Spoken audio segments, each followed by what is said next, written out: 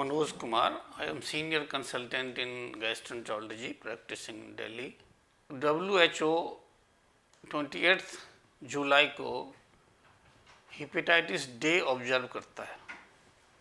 Now what is hepatitis?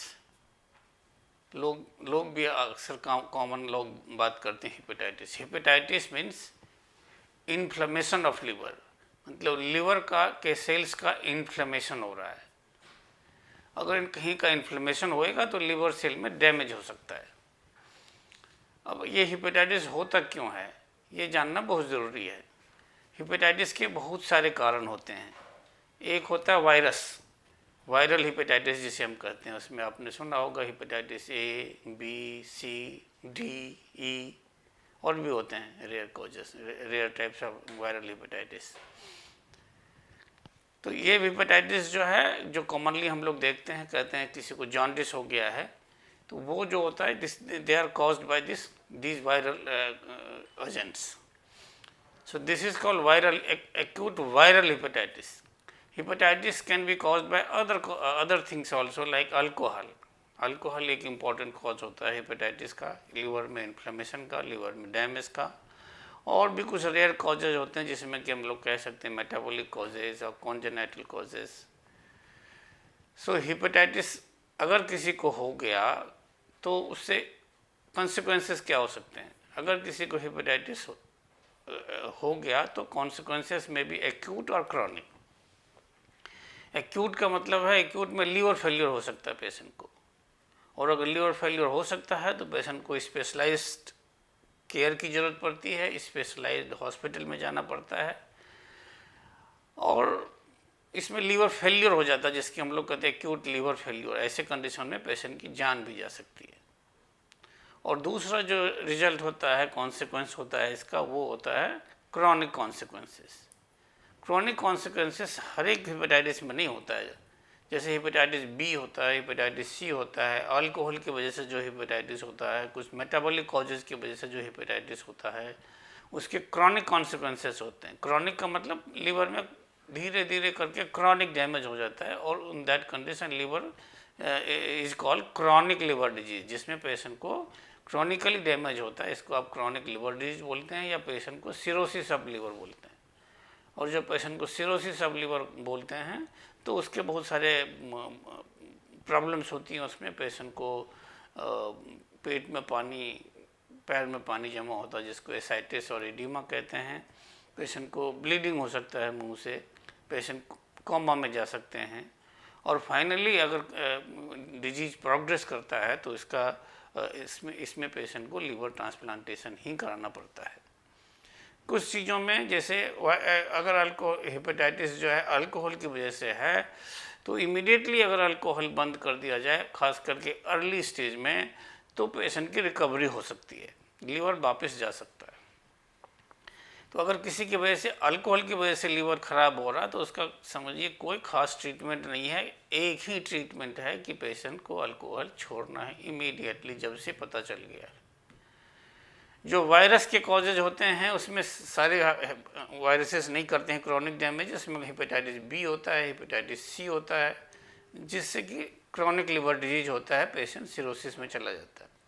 तो आजकल दवाइयाँ हमारे पास इफ़ेक्टिव आ गई हैं, सस्ती भी हो गई हैं, जिससे कि हेपेटाइटिस बी और हेपेटाइटिस सी को ट्रीट किया जा सकता है. सो ये तो हुए क्रॉनिक कॉन्सिक्वेंसेस. तो पेशेंट को अगर एक्यूट कंडीशन में है, उस समय भी एक्यूट लीवर फेलियर हो सकता है. तो एक्यूट लीवर फेलियर हो गया तो पेशेंट को कुछ ट्रीटमेंट हैं जिससे कि रिकवरी हो सकती है. नहीं तो फिर इन दैट कंडीशन ऑल्सो पेशेंट को लीवर ट्रांसप्लांटेशन के लिए ही जाना होता है. तो आप समझ सकते हैं ये कितना ख़राब, कितनी डेडली डिजीज़ है. तो इसको अच्छा यही हो कि इसका हम रोकथाम कर लें. रोकथाम कैसे करें? अल्कोहल नहीं लें तो अल्कोहलिक हेपेटाइटिस नहीं होएगा. हेपेटाइटिस बी और सी जो है वो ब्लड बॉर्न डिजीज़ है. तो ब्लड बॉर्न डिजीज़ कैसे होता है? अनकंटामिनेटेड फ्लूइड से, सेक्सुअल कॉन्टैक्ट से. तो इन सब चीज़ों का ध्यान रखना पड़ेगा. कंटामिनेटेड सिरिंज से आप इंजेक्शन ना लगाएं, ऑलवेज डिस्पोजेबल सिरिंज का यूज़ करें. सेक्सुअल कांटेक्ट में आप प्रोटेक्टेड सेक्सुअल कांटेक्ट करें। तो इससे हेपेटाइटिस बी और सी से ब्लड ट्रांसफ्यूजन में भी है, ब्लड ट्रांसफ्यूजन से हो सकता है। तो ब्लड ट्रांसफ्यूजन जो है बढ़िया ब्लड, आजकल तो जहाँ भी ब्लड बैंक हैं वो नॉर्मली वो बी और सी के लिए, हेपेटाइटिस बी और सी के लिए स्क्रीन करके ही ब्लड देते हैं। तो अब शायद उसकी वजह से ट्रांसमिशन ना हो। हेपेटाइटिस ए और ई जो है वो वाटर बॉर्न डिजीज है, गंदगी से खाने से होता है। तो इसका क्या समाधान होगा? गंदे खाना ना खाए। जो भी आपका आपके घर के आसपास नाला हो, उससे कई बार नाले से जो है सीवर सिस्टम से वाटर सप्लाई सिस्टम में कॉन्टामिनेशन हो जाता है, और ऐसे कंडीशन में एक एपिडेमिक हो जाता है जॉन्डिस का, हेपेटाइटिस का। एपिडेमिक मोस्टली हेपेटाइटिस ई की वजह से होता है। तो फिर अगेन उनका रोकथाम क्या है कि आप अपना सैनिटेशन सिस्टम को ठीक करें, सीवर सिस्टम को वो ऐसा ना रखें कि वो वाटर सिस्टम से सप्लाई सिस्टम से कनेक्ट हो। और हेपेटाइटिस बी के लिए इफ़ेक्टिव वैक्सीनेशन अवेलेबल है। आज के दिनों में तो हेपेटाइटिस बी का वैक्सीनेशन चाइल्डहुड में हो जाता है, बचपन में जो जैसे डीपीटी पोलियो का वैक्सीन लगता है। लेकिन इसके लिए कोई एज नहीं होता है। जब भी आपको हेपेटाइटिस बी के बारे में जानकारी आए आप उसका वैक्सीन लगा लें। वैक्सीन के 3-4 डोजेज होते हैं, 3 डोजेज होते हैं। एक अभी लगाया, एक महीने के बाद, एक 6 महीने के बाद। ये नॉर्मल कोर्स होता है। कुछ कंडीशन में जो हमें रैपिड इम्यूनाइजेशन की ज़रूरत पड़ती है, जैसे पेशेंट को कॉन्टैक्ट हो गया, कंटामिनेटेड सिरिंज से लग गया, उनको प्रिक हो गया, डॉक्टर्स को नर्सेस को जब लेते हैं हेपेटाइटिस बी के पेशेंट होते हैं तो उसके लिए जो सिरिंजेज यूज होते हैं वो डॉक्टर को प्रिक कर जाए, नर्स को प्रिक कर जाए।